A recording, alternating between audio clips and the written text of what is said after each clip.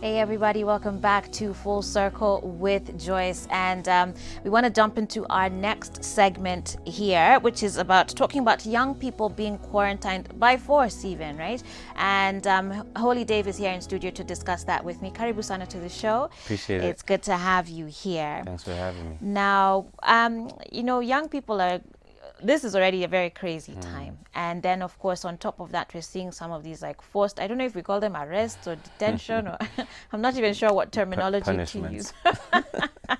But clearly, even the celebs have been caught up in this mix. Yeah. Last week, we saw Eko Dydda forced into quarantine for trying he had, of course, left to go out and then ended up being caught in the middle of the curfew hours. But he had a very credible reason, at least as far as what we understand. Maybe you can just give us the breakdown of events. Yeah. So once again, thanks for having me, Joyce. Very, very wonderful topic we're having today. So for those who might not know, Eko had gone to town to source for medication for his wife who's ailing, and when he was coming back, headed home, he had a flat tire, fixed it. Around 7:10, he was on Gong Road, close to Coptic, and there's a roadblock there. So Eko got into trouble. He was told, curfew, Messiah curfew, your car is going to be towed, and he was taken to the cop station. Yeah, so the first question that arises there is, how considerate is our police force? And what is the reason that you're actually out? Or are we just enforcing laws that are just there? So fast forward, he was arrested, spent the night at the police station, ended up paying a fine, ended up paying for the car to be towed for that cost. All while trying to take care of medical bills. Yes. The medication that he was sourcing, he could not even hand it over to his wife. So he was kind of mishandled at the police station.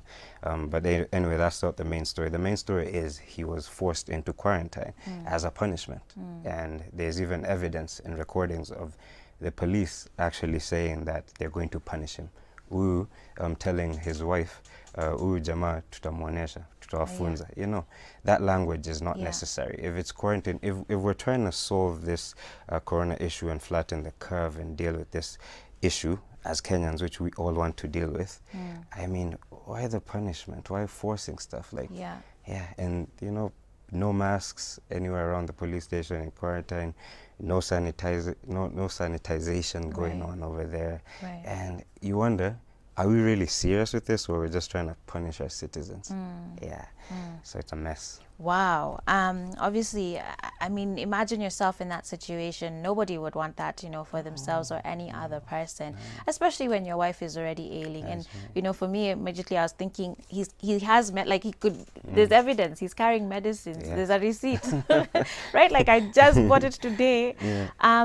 And so, I hope his wife, I don't know how that was then handled, like, were the police concerned about his wife getting the medicines, or did now, other people have to step in to be able to send those to her? The same wife who's sick is the one who came to the police station in the morning to try and get him out, and was being told to pay money, and she insisted on a receipt, and they were trying to avoid giving a it's a mess. To me, that is extortion. And the same wife is asking for the medication and is not being handed over the medication. So they had the medication and were not. When you're arrested. All right, this sounds bad. I sound like I've been arrested before. When you're arrested, I mean, the items that you have, you go with them, and then they secure them. So the wife is outside just asking for the medication, so she could not receive the medication. And then they were later released after paying the bail. I don't even know whether it's bail or it's official or not. That's a story for another day. They actually went home.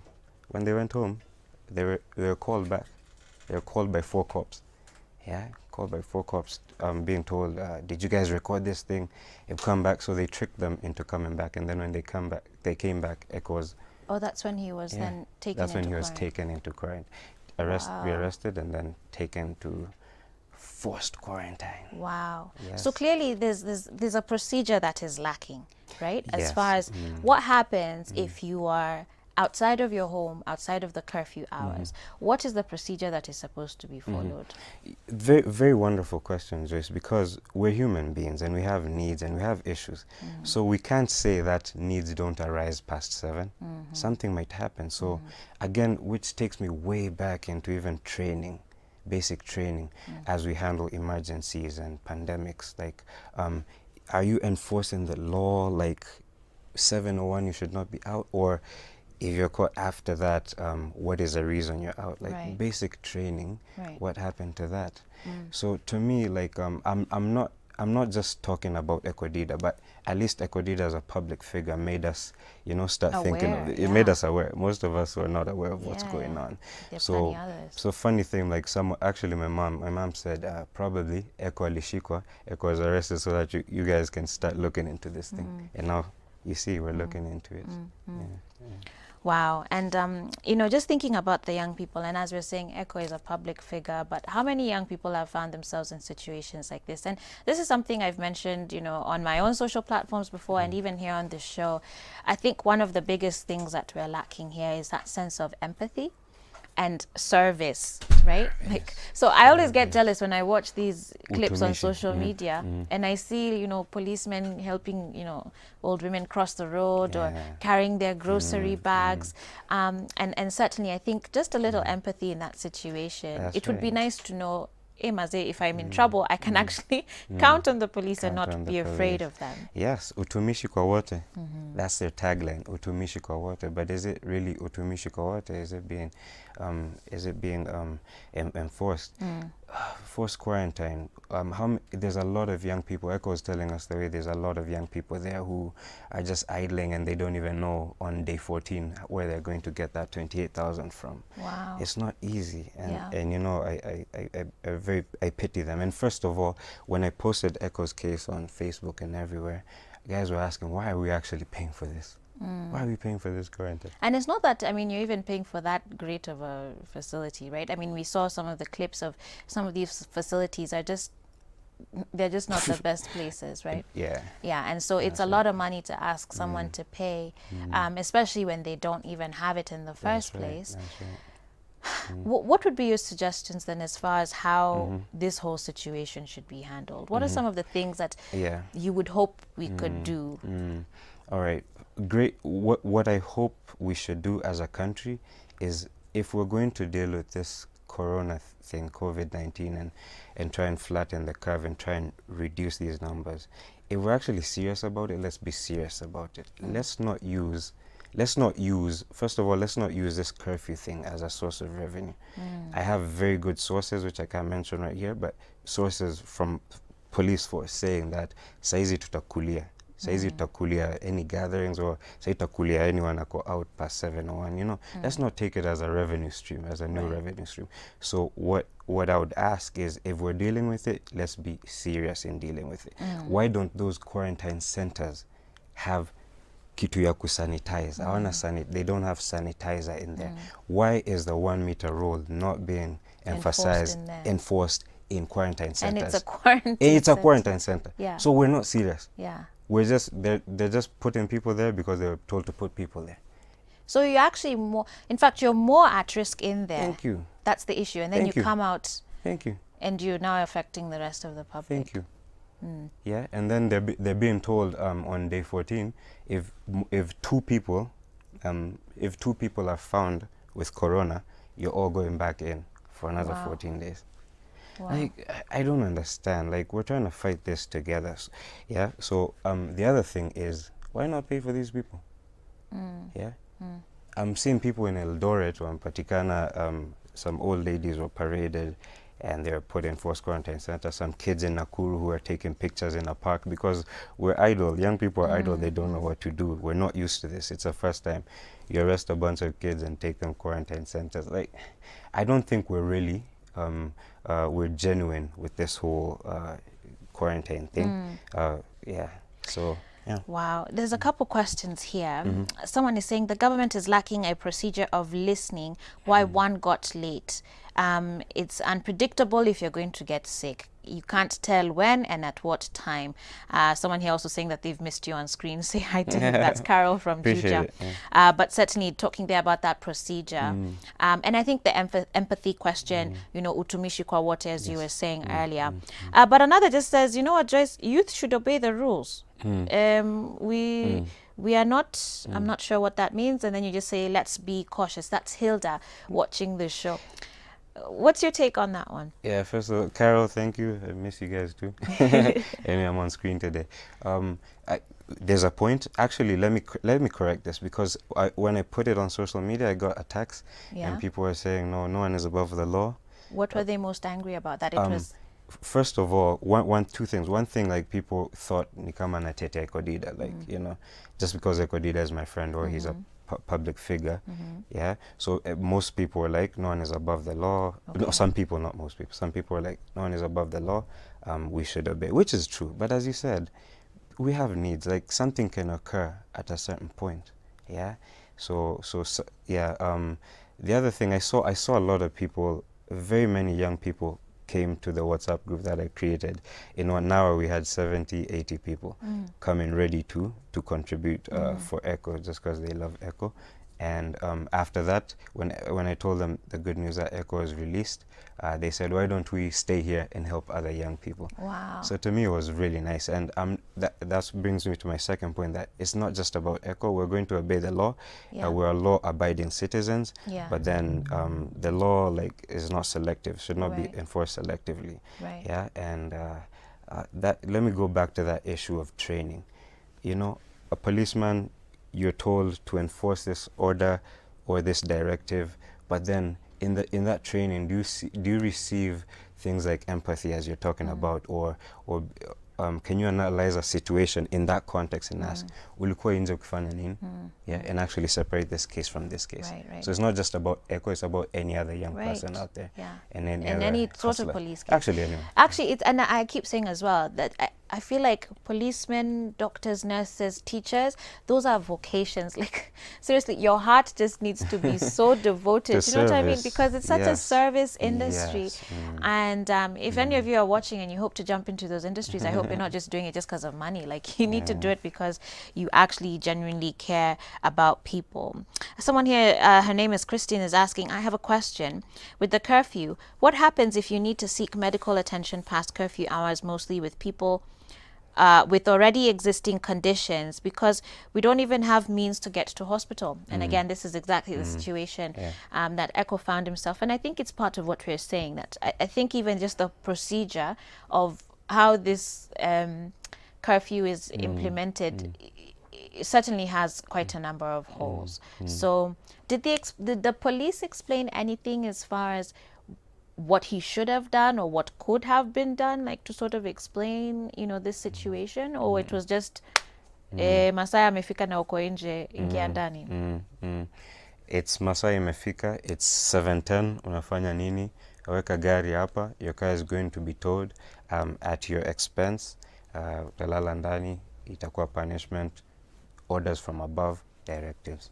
Period. Wow. Yeah, that's just what it is. And it's a scary thing for young people scary. too, because I mean, we're the majority of this country, and all of us would want to know that, someone is watching over us and has our good intentions, at heart. We've been seeing clips of guys rukaing fences over at KMTC, trying to escape. Those are young guys. Let me ask you, like, why did those guys, I asked myself, why did those guys scale the fence? Why did they jump that fence? Is it that they're not law-abiding citizens who don't want to remain in quarantine? No. That youth man, let me call him that, does not have that 28,000 shillings and was wondering. And then another thing, when those guys go into those centers, our PIMWI, they're not checked for COVID.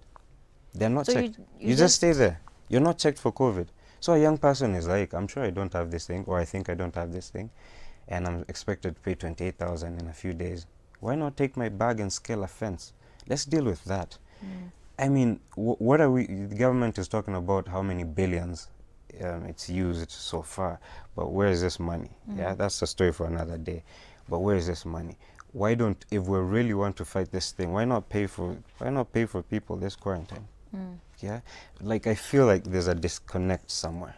Yeah. Yeah. I feel like And there's a there disconnect. seem to be a lot of disconnects. You know, we have people stuck in foreign countries, you know, being zimiwad for water and being thrown out of their houses. They can't come back home. Yeah. Here at home, people can't, you know, get access to basic services. That's right. What are some of the things, if you were to advise government today, what would be some of the things you'd want them to prioritize? First of all, like this is such a large issue because even we don't even have a database. We don't. The government doesn't even know who we are and where we are and how many. So it was.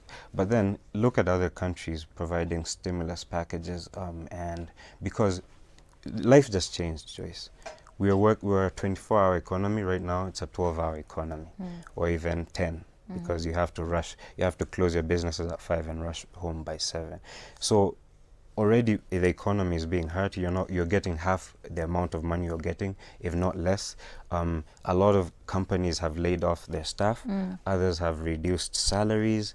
A lot of young people who are hustlers and just work on you know, hand to mouth and kibarua and stuff. You know, people don't have money right now. So yes, we want to obey, we want to stay at home, we want to flatten the curve and all this, but then where are we going to get the money from? Like, how are we going to eat? So what I'd ask the government to prioritize is basically provide a stimulus package right now, and, you know, people need to eat. And Young even just people that need to simple eat. Old people procedure. need to eat. And Sorry. that procedure. And I think also just emphasizing with the police service that empathy, because surely we can't live like, it doesn't make sense. If someone is, I feel like better someone is, you know, 10 minutes late, you know, for rushing to get some medicines, versus then putting them in a place where they're even more at risk, and then they come out and, you know, possibly infect others because they've gained something in there. That's right. And even people are riding in police cars. People are riding in police cars without masks and, you know, cramped together. Yeah. Police, some part of the police force is operating, you know, in such measures as well without So you masks. just think we need to get serious? Yeah, we need to about get serious. We just need to be real and genuine. If we're fighting this thing, let's fight it. You Okay. know, let's not try and extort citizens. Let's not try and use it as a punishment. Yeah. Yeah. Wow. Holy Dave, thank you so much for coming on to Thank the you. show and just sharing these thoughts with us. Appreciate it. And of course, he, you know, was very vocal on social media about this whole issue, not just for Eko Dydda, but I think for youth in general. And it's great to hear that WhatsApp group is still going, and people, you know, still want to give to it. So for those who want to follow you on social media or keep up with some of the work that you do, how can they reach you? I go by the name Holy Dave. I go by the name Holy Dave Muthengi on Instagram, Holy Dave Muthengi on Facebook, at Holy Dave on Twitter. Yeah, I mean, let's connect and see how we can help our fellow young people during these tough times. All right. Thank you once again. And with that said, guys, we're going to take a short break. And when we come back, we are going to start talking about some more youth issues, specifically the power of the youth to flatten the COVID-19 curve. Stay tuned. This is Full Circle with Joyce.